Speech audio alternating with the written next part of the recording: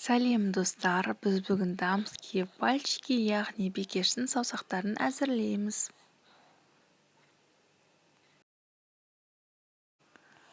Қажетті заттар: ұн, су, жұмыртқа және сары май.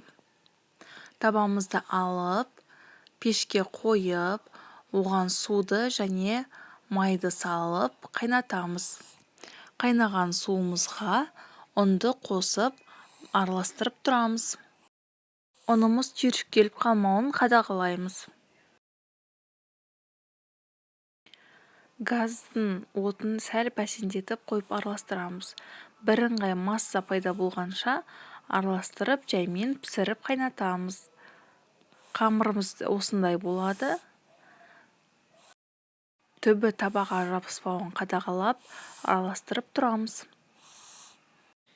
Дайын болған қамырымызды алып, оны суытамыз. Суыған қамырымызға жұмыртқаларымызды біртіндеп қосып отырамыз. Кондитер қапшығына салғанда қамырымыз ағып кетпейтіндей масса болуын қадағалаймыз.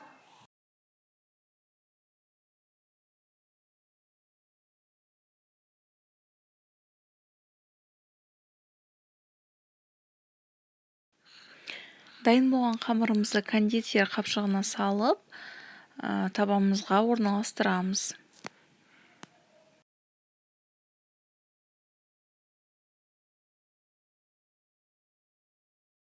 Қызып тұрған пешімізге салып, пісіріп аламыз.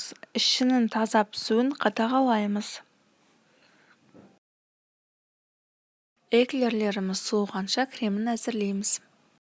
Кремге қажетті заттар: қаймақ және құмшекер. Екеуін араластырып, бірегей масса болғанша араластырамыз.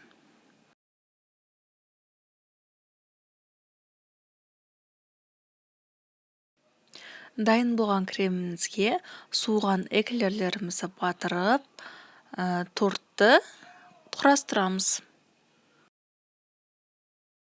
Дайын болған тортымызды шоколадпен немесе жемістермен, жидектермен сәндеуіңізге болады. Рецепт ұнаған болса, каналыма тіркеліп, лайк басуды ұмытпаңыз. Ас болсын!